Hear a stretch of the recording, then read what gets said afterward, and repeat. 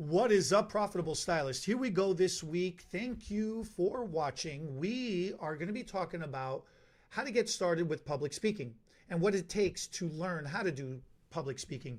Bernard is out of town this week, so I got John with us. Many of you have seen him on there as a guest with us before. Thank you, John, this morning for joining us.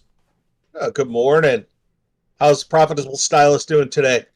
70,000 subscribers, man. We just hit another milestone. So it seems like every month we're hitting a major milestone. Channel is growing amazingly. So I appreciate everybody with watching us and following us.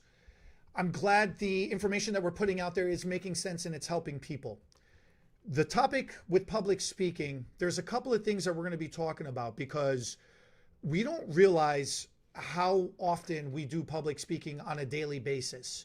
Public speaking could be considered speaking to one or two people, having individual conversations, or it could be considered probably what we all think about when we hear the word public speaking, doing it on a grander stage, whether it's in front of a classroom, in front of a presentation of a group of colleagues, like a work presentation, or being on stage doing whether it's 12 people, 30 people, 50, 100, 1,000, thousands of people, being on a stadium. Public speaking encompasses everything under that umbrella. And a lot of people get nervous. A lot of people get scared doing that. Do you ever get nervous? Do you ever get scared? In the beginning, yeah. Oh my gosh. I mean, my knees used to shake. I used to, you know, uh, I used to get praised about speaking in public, and then I was very fortunate, like we were talking about on the Facebook side. I had some mentors who actually brought me along. Um, One of the first things they ever did with me was actually record me, and that's back with the old VHS recorder. That's how long ago it was. Um, so you could actually break it down afterwards and look at what you did and then dissect it from there. And then as time went on, I became more comfortable with speaking in front of people. But in the beginning, there were a few times where I wanted to be anywhere else. I mean, in line at the DMV sounded good to me instead of standing there in front of people talking. Um, and then, what? Almost 17 years ago, I got very fortunate because I got hooked up with my my support animal, who I do a lot of presentations with. My support Eddie. Uh, Such a goofball, man. Such a goofball.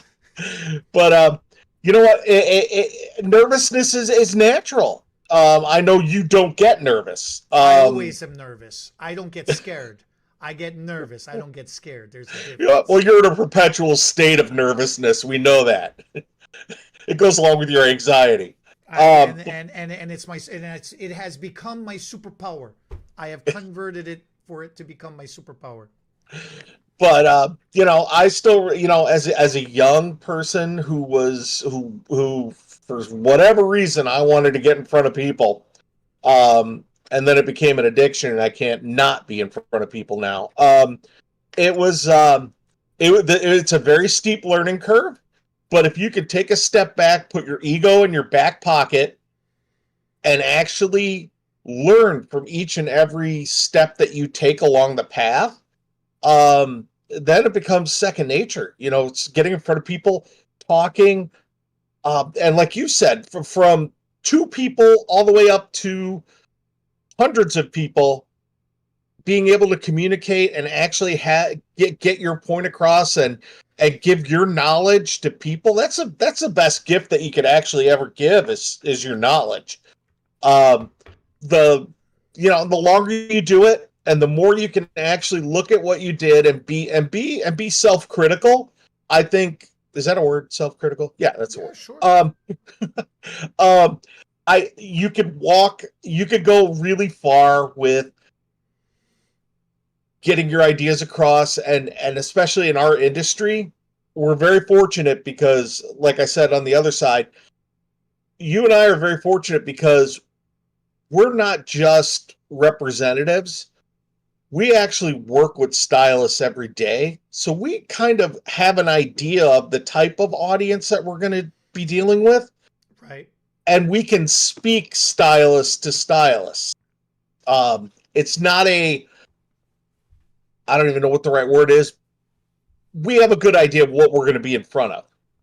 And you and I always plan it out anyway when we do our presentation. So we're very spoiled that way.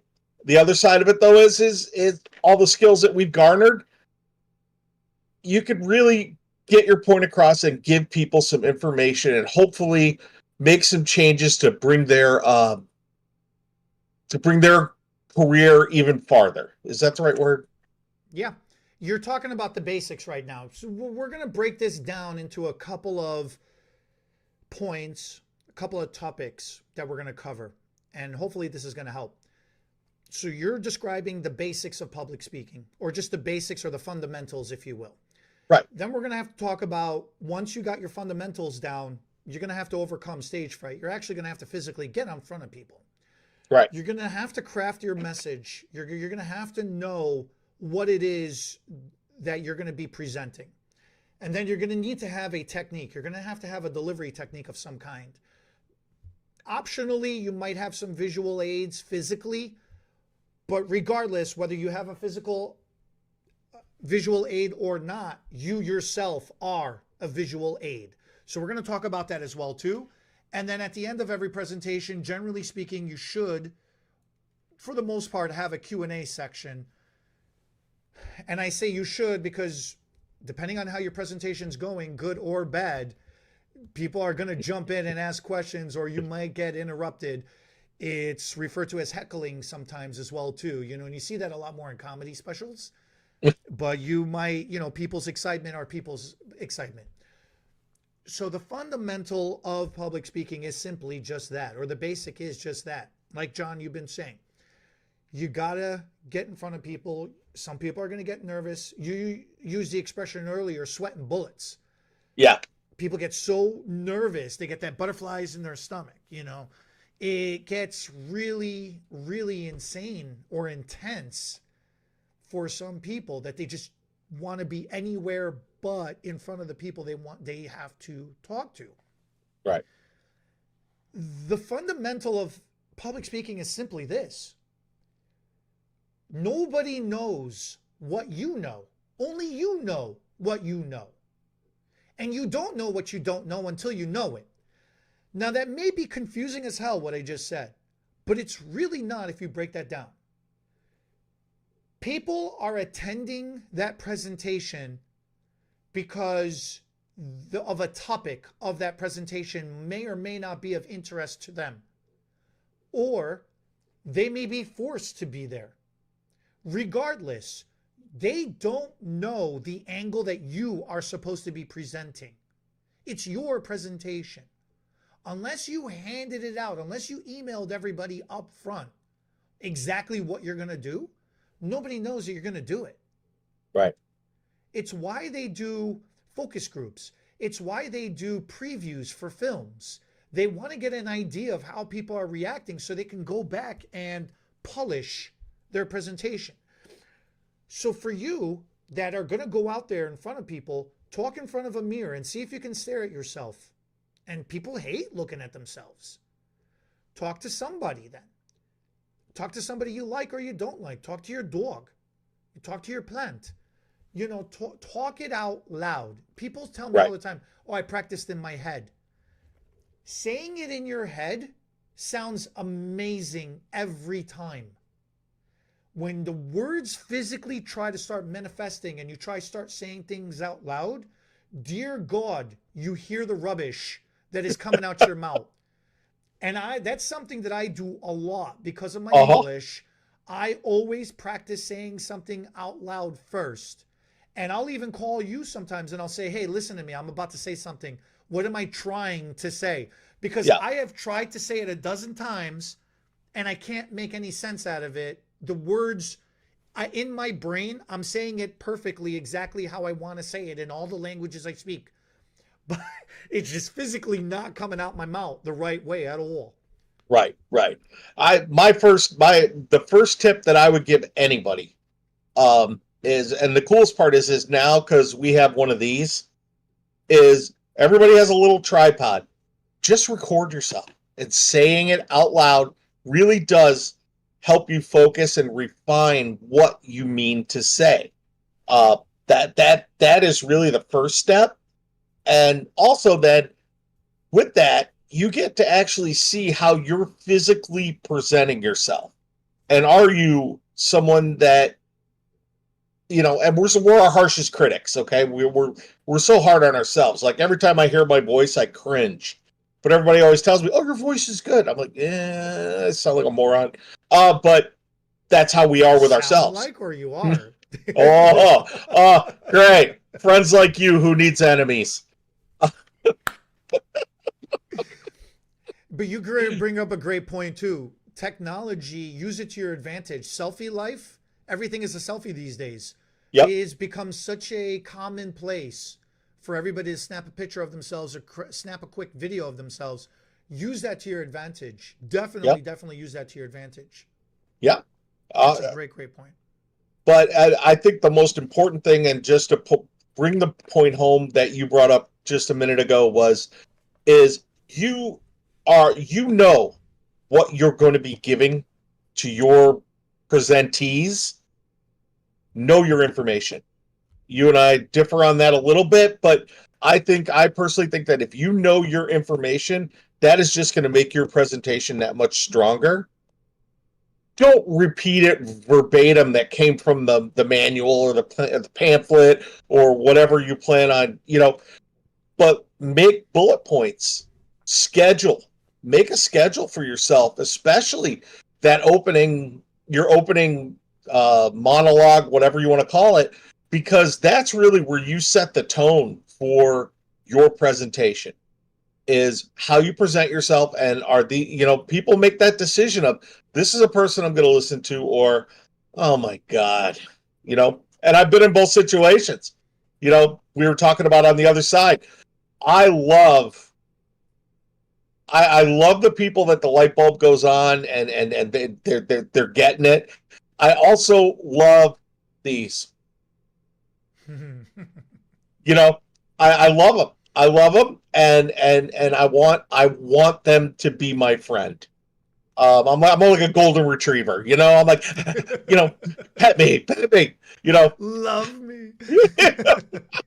But honestly, I find that challenge that really brings more out of me.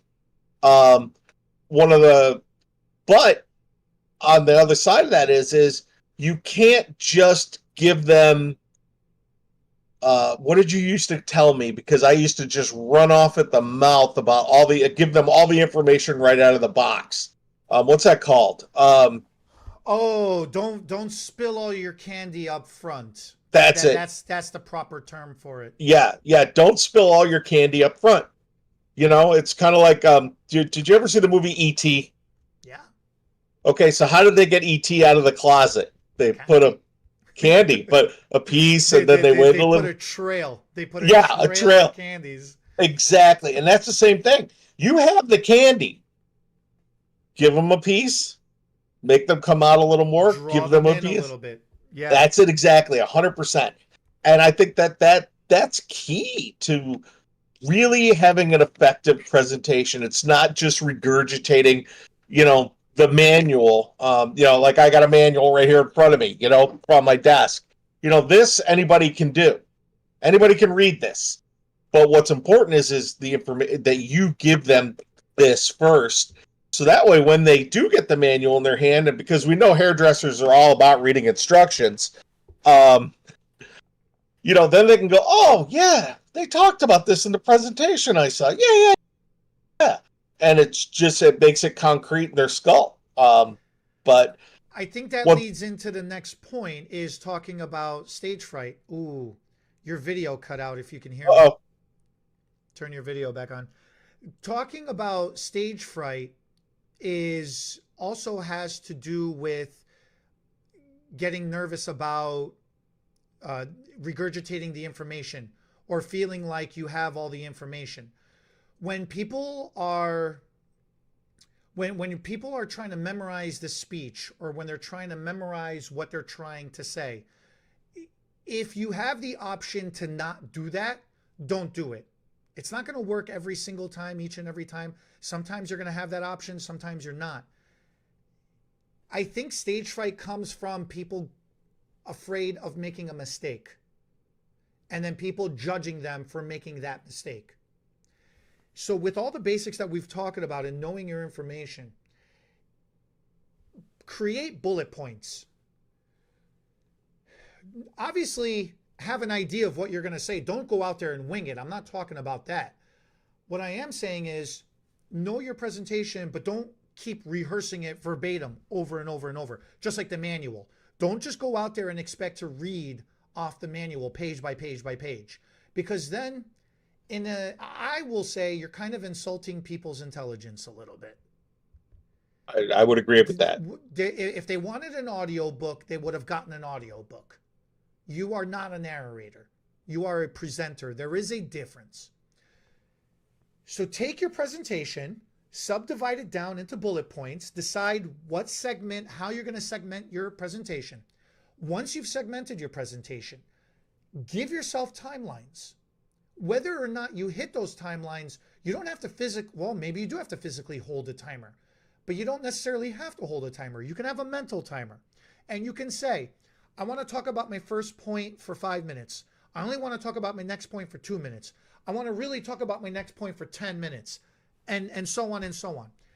If you assign a arbitrary time or an actual hard stop time, what you will do is, as you're speaking, you will feel yourself whether or not you are dragging on about a point or you have not spoken enough about a point. And if you feel yourself dragging on, then you probably are. Mm-hmm. Unless you need it to drag. Well, no, I don't think you ever need to drag on. You need to really go into detail explaining something. And how much detail you go into explaining something, once those there's a finite amount of details. So once you finish and once you feel yourself dragging on, then you're like, oh, this has gone too long. And if you just kind of quick summarize something, then you could feel like, man, was that really a minute? Was that a TikTok video? And then if it was, then you're done. Move on to your next point. Right. I think from there, your confidence naturally rises because you're a lot more organized. And I think that will help overcome stage fright. There's a couple of other things that I do, but do you have any suggestions for overcoming that stage fright? That sweat and bullets? The sweat and bullets part, I don't know if this is going to make it on final edit, but I had a mentor a long time ago, I don't want to mention any names, who pulled me aside and he told me, he goes, what are you so worried about? He goes, you have all the information. They want the information from you. He goes, the thing you really have to understand is they're just as full of it as you are. And what you have to do is realize you're giving them the information and let them process the information. But it's only going to be what you give them. So what are you nervous about? You know what you're talking about. Go out there and do it. And so now what I do is, like I said, I go out there and I always try to connect, because what you and I were talking about is the third, a third, and a third, right? Yeah, yeah. Explain that real quick, and I'll finish my point. That is my favorite thing. I always, when I'm helping people do presentations, I'm always talking about the third, or a stage, regardless of what it is. A third of your audience, no matter how good you do that presentation, a third of your audience is not going to like it. You're going to have haters. It's just the way it goes, statistically speaking. I don't understand why. Either they're in a bad mood that day, they didn't like what you said, they thought they knew more, they don't think you knew enough, whatever their opinion was. A third of the people are just not going to like what you just did. Conversely, there is a third of the audience, doesn't matter how bad of a presentation you do or how good of a presentation you do, they're going to love everything you did. They wanted to be there, they were in the mood, they needed to hear it, they wanted to hear it, they agreed with everything you said, they just loved it. So a third of the audience is just by default going to equal out that third that didn't like it. There's going to be a third that absolutely loved it. So then there's left that middle third of the audience. Those, to me, in my opinion, that's who matters the most. Those are the people that are in the middle. They're on the fence. They either came in with no expectation or very little expectation, or they came in with the hope of learning something or hearing something that would help them or matter to them. Those are the people that if you win them over, now you've got 2/3, you got the majority, that's considered a good presentation. And, or if you lose that middle third, now you've got the majority of negative. Now that's a bad presentation. So whether or not in the beginning or halfway through or towards the end, you feel like there's a group that's with you and against you, find who's left in the middle and try to bring them over to your side or try to help those people. That's my, I don't know if there's an actual rule to that or not, but that's my thing of the thirds that I've come up with over the years. So what I always do is I find someone in the third that is actually vibing or going with what the message they're getting, and I'll make a connection just via, eye contact to reinforce what they're feeling. Then I'll go to that middle third and try to find someone that I can make eye contact with and actually hopefully watch them make that transition into really getting what I'm saying. And then there's that third that just, is like, yeah, fat guy, get off the stage. Where if I get one, I don't care what happens the rest of the presentation, I win. It's a chess match that I play in my head, but if I can get one of them, that is key for me. I know that you like the people on the fence. I want to reinforce and I want to find someone to bring them over to my side, or our side, or just that I took someone that was sitting there and why am I here? My boss is making me come to this, what have you, or or my favorite, and I may insult some people, but the people that are just there for the hours. I'm just here for the hours. Can I just fill the form out now and go? No, you can't. You have to stay for the whole presentation because you're going to be my friend by the end of this. Like I said, I'm like a golden retriever. You have that nurturing. Rub my tummy. You have that nurturing personality. You really do care about having people be happy all the time. And that's really, those are the basics for me. Really knowing, I keep saying it over and over again, only because it's so important to me, is the information that I'm giving out. I want those nuggets that they get, because what's the statistic? Like a quarter of your presentation actually will be retained. So when you do a presentation, immediately within the same day, already 10 to 25% of the information is already forgotten by the time they walk out the door. Right.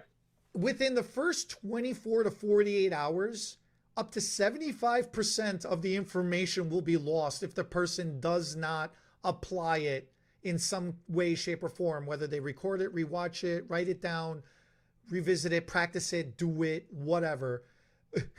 Up to 75% of the information gets lost. So people are only at best only retaining 25% of what you said. See, and I personally, I'm fortunate because I don't have to answer the phone calls after the classes you do. But I don't want anybody ever have you call me and then go, you gave this class and so that this class said that you said this, and John, this totally isn't true. I don't ever want that. I want the stuff, the message that I get and the information that I give to actually be truthful, and actually hopefully I can impact someone taking my information and either bettering their business or actually turning a client into something awesome for them. That all means the world to me. As far as presentation skills wise, each and every time I just want to be a little bit better than I was the time before. And that goes back to me looking, you and I replay it we go back and forth after every class. You know, All the what do you time. think of this? What, you know, if I'm by myself, I'll set my, like I said, I set my phone up and I'll record myself just so I can see where I stumble. Because even, you know, now 30 years down the line, I still goof up. I still have less than stellar, you know, presentations, and I always want to be improving. So I, like I said earlier, I am my harshest critic. I know we all are our harshest critic. The one thing that always sticks in my head is the person that trained me to be a hairdresser years and years ago. She looked at me once and she said, "You know, you're only as good as the last head you've done." And I went, "Whoa," you know, 24-year-old me, that made sense. Now I'm like, okay, if she didn't like it, no, I'm kidding. I'm kidding. I know you're that way. But It's rough. It's rough. I think when somebody walks away, they're going to retain what they, if they don't retain the physical information that you provided to them, the spoken words that you provided to them, what they will retain is the feeling they left with, how they felt at the class. So when you're crafting your message, when you're crafting your actual presentation, when you're actually going to be on there and doing it with your, so I'm going to combine the two together. The message, you know, that's basically what we've been talking about is the message. What did the person leave with? What is that feeling they left with? And that goes along with the next point, which is the delivery technique. So I'm going to kind of put the two kind of together. sure. Because when you're crafting your message, you got to figure out that feeling. Is it, you know, that positivity? Actually, no. We've been talking about that. That's everything we've been talking about, is from the stage fright to, you know, the feeling afterwards. They felt good. We want everybody to feel good. So that delivery technique, how do you deliver that message that you just crafted? Okay. Some people decide to try to be hyper, high energy, high volume. You see a lot of YouTubers screaming, you know, "Ah!" and it's just trying to gain a lot of attention that way. You could do that, but you got to be mindful of keeping that steady, because it's hard, because if you drop, you're going to have a low point. People are going to remember that low point. They're not going to remember that high pitch all day, you know, through the entire time. At the flip side to that is, though, you know, you don't want to be monotone and just boring and using the same voice with no inflections, all, you know, that gets nobody. I don't know, some people might like that dry eye. Remember that commercial with the eye drops? Yeah. Yeah. Yeah. That guy made a whole career out of it. I mean, that was amazing. Oh, yeah. But you can't have that either. You No. got to have some playfulness to your delivery technique. Some Sure. people think delivery technique is just joking, you know, throwing in little jabs or little quips. Some people think there's a lot of different things. Personally, I know this is something that I know a couple that you do, but something that I personally do, and when somebody's first doing a presentation with me, it throws them off. And when somebody is at the first time listening to a presentation that I'm doing, I catch people all the time. And now I'm starting to see when people are starting to come back, now they're starting to get it. I use the awkward silence. I use pauses a lot. Sometimes pausing and not saying anything after you just said something that you were hoping was going to be a key point, letting that sink in for a second, using silence is actually a really powerful technique. It's hard to master that one.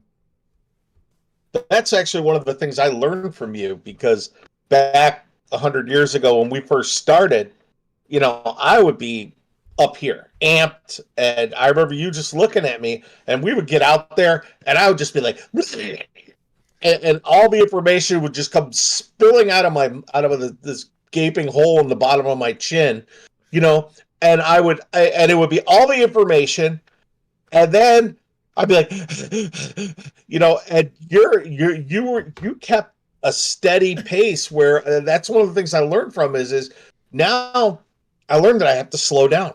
I learned that a long time ago. Slow it down. No, like you said, not be monotone, but keep the energy level up, but the nuggets of information, the information is given out over a broad, a long time for the length of your presentation. And yeah, pausing, letting it sink in. I think that makes a world of difference for with your presentation. Any presentation really is pausing. Plus, that gives your brain a chance to catch up with your mouth because you get excited and it becomes information overload, and your brain cannot keep up with how fast your mouth moves, and that's where you end up in that weak knee moment where it's like, oh my god, I have nothing left to say. What do I do? Um, yeah, pausing, right there. See what happened? I just did it right there. Yeah, like exactly. That's what happens. That's why the pause is so powerful, because in the moment where your brain can't catch up to your mouth, that's where you're going to start doing the fillers. Like, and you know what I mean? Things like that. That's right. What happens. Yep. Yeah. The other thing to think about is when you're doing an information dump, when you're just trying to rattle it all off, you're not nurturing personality anymore. Now you're an angry parent. You're in the parental mode. Yeah. And anybody that's ever been told by their parent a rattled out, you walk in the door. Okay, here. Can you identify with this, or can you relate to this? You just got off of work. You come home. You walk in the door.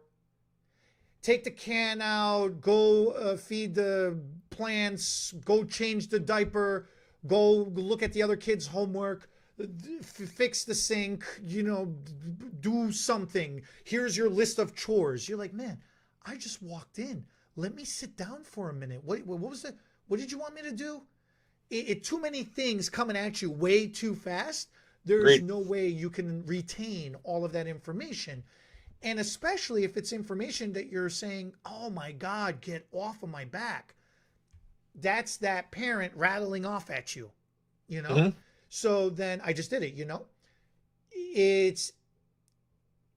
you need to pause. You need to just give it in bursts. Let people digest, just like eating. You can't just shovel everything into your mouth and just swallow it all down. You're going to start burping or hiccuping, or you're going to do something.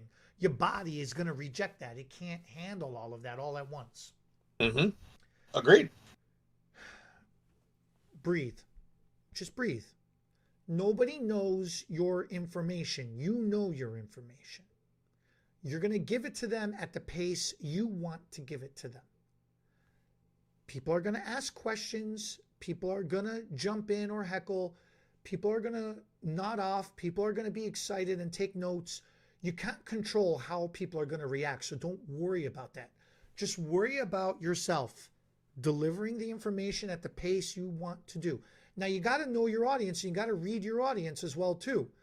If you see them overly excited, then maybe you should raise your excitement to match theirs. Or maybe you should calm yourself down to bring them down a little bit. It depends what you're trying to do. Conversely, if you see people starting to nod off, maybe you need to throw in a couple of claps or a couple of jumps or a couple of booms. You need to wake everybody up. And maybe you need to raise your energy up. Maybe you're thinking you're pacing yourself and you're not realizing you're too low.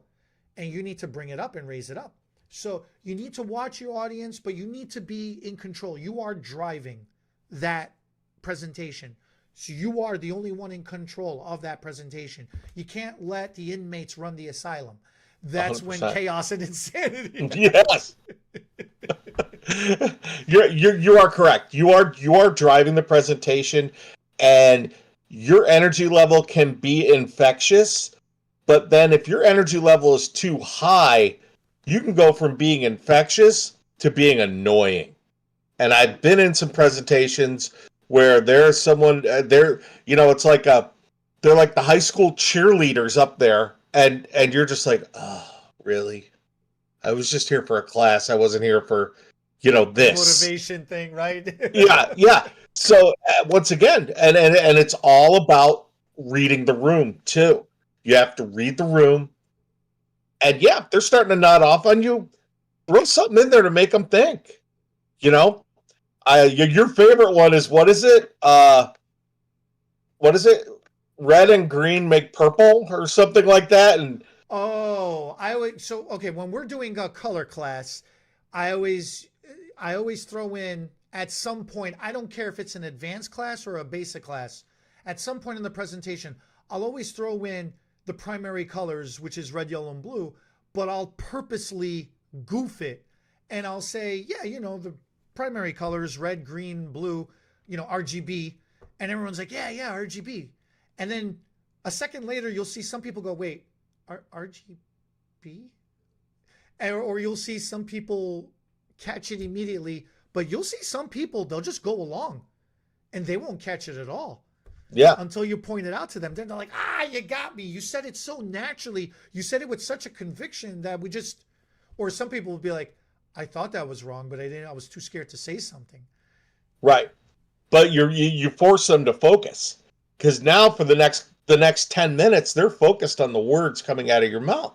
So sometimes you challenge them. You have to challenge them and have them come back. But also, the ones that do correct you, you got to give them a cookie, and be like, yeah, you said you got that, And it's the same thing. It's interacting also with the class, because I think the more interactive you can be with your presentation and actually getting a little bit of give and take, the better your presentation is going to go with. Because how many classes have you sat in on where you're just sitting there and it's and all you're thinking about, you got your grocery list going on in your head, or or you're going through your client list for later in the day, and oh my gosh, Susan's coming in, and how miserable is she going to make me today? Whatever. I think that keeping them engaged, however you can, is really important. And if it's a dumb joke, it's a dumb joke. If it's misquoting something and having them correct you, I think, hey, we're human too. And I think that kind of give and take a little bit really goes a long way with you. That goes into the personalities, because you're going to have multiple personalities in your audience. And that also goes into visual aids. A lot of people don't realize you yourself are the visual aid. You can physically have a PowerPoint presentation. You could physically have, I don't know, something that you're displaying and showing, but you yourself, like I said, are also a visual aid. Some people's personalities are going to be very strong. Just give me the information, spit it out already. Tell me, let's go, let's go, let's go. I don't like, making conversations and stuff like that. All right. Some people are going to be the tail end of that. Oh, just talk to me. Let's talk about it. Who cares about the details? How are you? How is your day? What's going on? They're very sociable like. Some people are going to be very analytical. Some people are going to be like, just give me the facts. Give me the numbers. 1 + 1's got to equal 2. Show me how it equals 2. And then the fourth personality is going to be very emotional. They don't necessarily care about what's being said or how it's being said or what they're seeing or not seeing. They care about how the whole thing is making them feel. So with those 4 different personalities, you yourself at any given time, each individual person is one of those 4 personalities. And then they have like a half of a second one. Combinations, yep. A combination. And then you kind of have to force yourself into the other 2, because whichever one primary and secondary you have, the other 2 of the 4 are your opposites. That's your kryptonite. You hate that. Mm-hmm. So as a good presenter, you have to force yourself into those other 2 roles. Well, and I think as stylists or whatever our titles are, we're still dealing with people, and I think we become masters of that, because you have to conform to your client that's in your chair, right? You have clients that want to talk and laugh and have a good time. And then you have clients that come in, they just want their hair done. They don't need to talk to you other than over what you're going to do after your consultation. Other than that, they just sit there. They sit there on their phone. They've got their laptop out, whatever. Um, and you have to style shift with them, because if you have a very reserved client and you're all amped up on your 18th cup of coffee for the day, the last thing they want to do is deal with your overcaffeinated silliness, right? Or vice versa. You have a client that comes in and wants to have a good, have fun and joke around and stuff, and you're like, I just want to get out of here. That's not going to be conducive either. It's the same thing with your presentation skills. You have to bring it up, bring it down. You have to be able to morph, and you have to really, really, really read the room. Is that the right term? Read the room. That's the right term. Read the room. With visual aids and stuff like that, they help, but they can also be a deterrent. So you can't use your visual aids as a crutch. What you can do is use your visual aids as to augment what you're talking about. Like we're doing this right now, and we're missing the third wheel of this, right? And here he is. We miss you, Bernard. I came with a visual aid today. You knew I was going to sneak in with that picture in your pocket. I'm going to put this on my station tomorrow at work. Yeah, yeah. But that's the thing. That's the thing. And if you're going to have a visual aid, just like you're saying, don't have it be distracting. Don't put everything you're talking about. If you're using a slide, if you're using a poster or a PowerPoint or something, don't put everything on there. So now you have nothing to talk about. Put half the information on there and then fill in the gaps. Yes, exactly. And that goes to your bullet point, back to your bullet point example. It's the same thing when you do your visual aids. You put your bullet points up there, but don't fill in the information, because you know that information.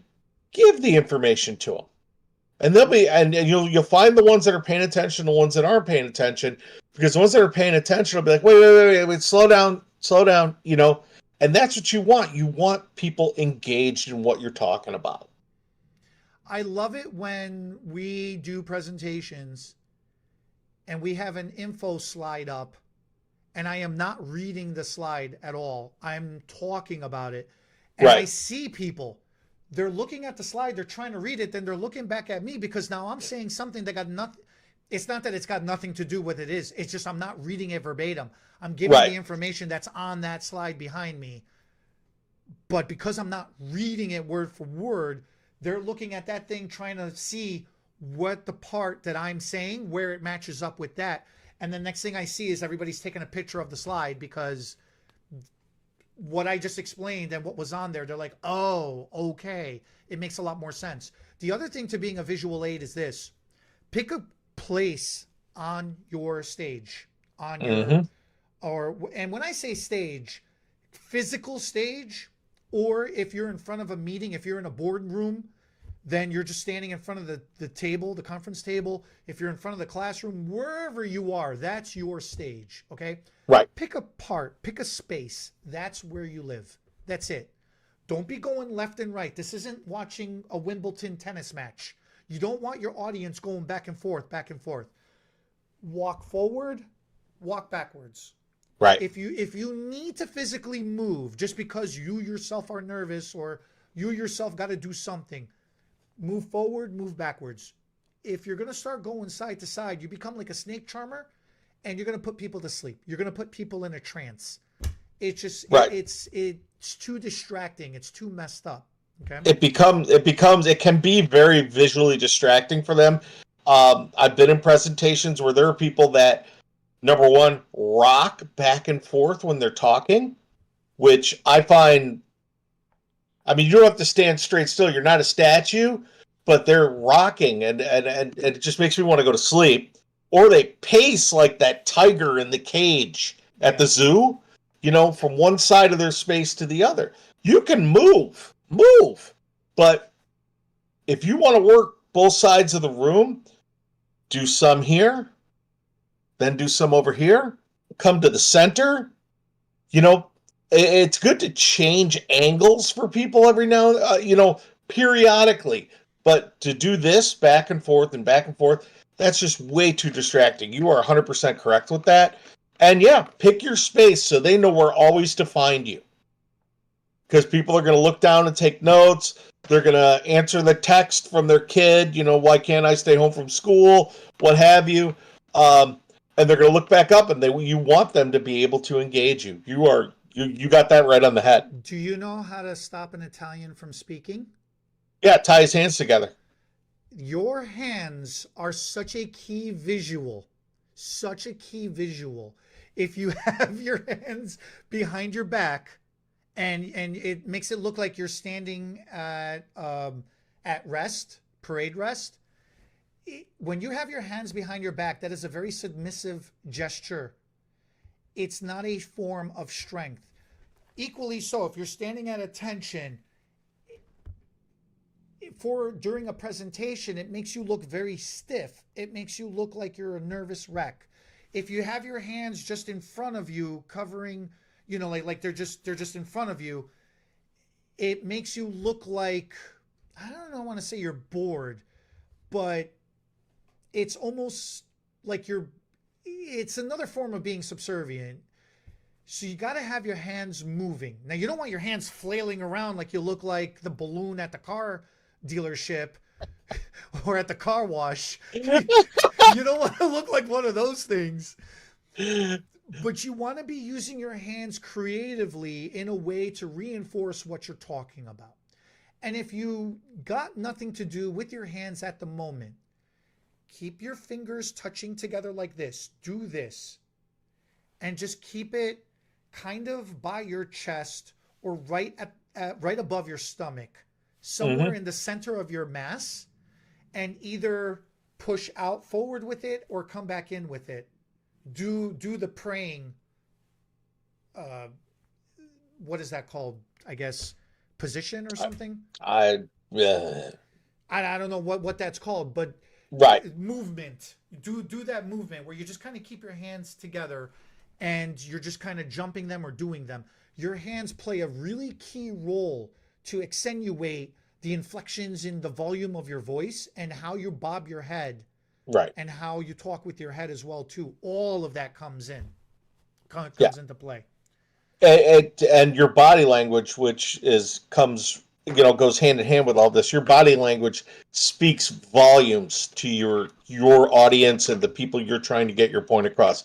If you're doing a presentation and you're doing this, you're closed off, and people register that as closed off, and they're not going to be opened with the information that you have. So you are correct with, you can use your hands to talk, or if you have nothing to say, clasped in front of you or steepled like you were talking about. Steepled. Yeah. I just, but steepled in front of you like that means that you are interested in what they've got to say to you. If there is something being said to you, and you're not closing yourself off to them or looking like you're bored. And that's the other thing is Q&A. Yeah. There was an old trick that they taught way back in the day about always having a pen or something in your hand so you don't close yourself off. You're grasping something and you can grasp it with both hands and this and that works. That's also another thing to do.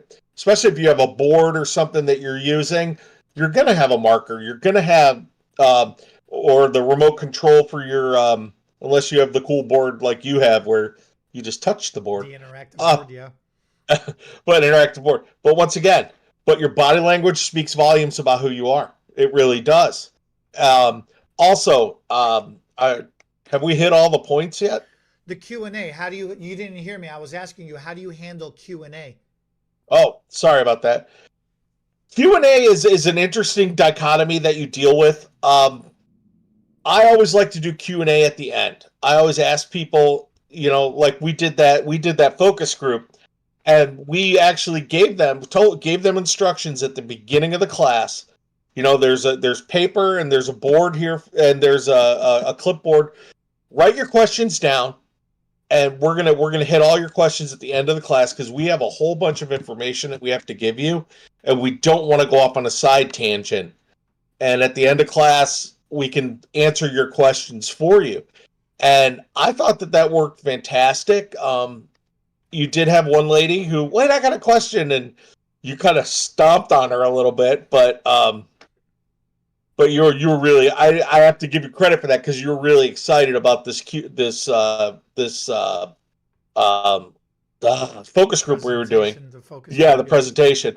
But Q&As are great, and Q&As really give you a chance to interact more with your presentees, because those people that are on the fence that you were talking about, if you could connect with them, especially during the Q&A, I think that you can win them over and really get them to really sign on with the information that you were given. Did that answer your question? Yeah. You don't know what somebody is going to ask. Hopefully, they all hold their questions to the end of the presentation. But during the presentation, somebody might get excited and they might ask in the moment. You're going to have to make a strong decision. If you know the question being asked is going to get answered later on, don't dismiss the question and just say, I'm going to get to that later. Say something along the lines of, hey, you know what? That's really cool. Yes, you're getting it. So it's going to be jumping us a little bit of ahead. It is going to be coming up, but let me give you a quick preview. Just give them a 10-second little thing to be like, all right, boom, there it is. If you know it's going to throw you completely off on a tangent, then appreciate the question. Say something along the lines of, hey, you know what? That is a great question. It's really thought-provoking. Why don't we do this? Can you write that down for me, please? And later on, we'll address it. Or I'm going to start keeping a clip. One of the things that was recommended to me was to keep my own clipboard. And I'll start writing down questions that I like during the presentation. And then at the end, I'll bring them back up as well, too. Another thing that you can do is you could say it up front. Hey, some of you are nervous talking in front of people, or some of you don't like asking questions. Write it down and submit it. And it'd be anonymous. And Anonymous. Yeah, Anonymous. that one. And I'll read it at the end as myself. But please make your handwriting legible. So those are things that you could do during the presentation. At the end of the presentation, when you do open it up to Q&A, to questions and answers, it is that interactive time. And you have to be prepared that sometimes people are going to ask you creative questions you may not know the answer to. Or you may have somebody in the audience that knows more about the topic because that is something of a topic of extreme interest to them more than you realized. And they may hit you with a sideways question, or they may hit you with a very technical question. Everybody's got a different personality. Everybody's got something different to gain out of it. You don't necessarily need to know every single answer. It would help, sure, but you don't need to know every single answer. Now, if you do know every single answer, still don't know the answer.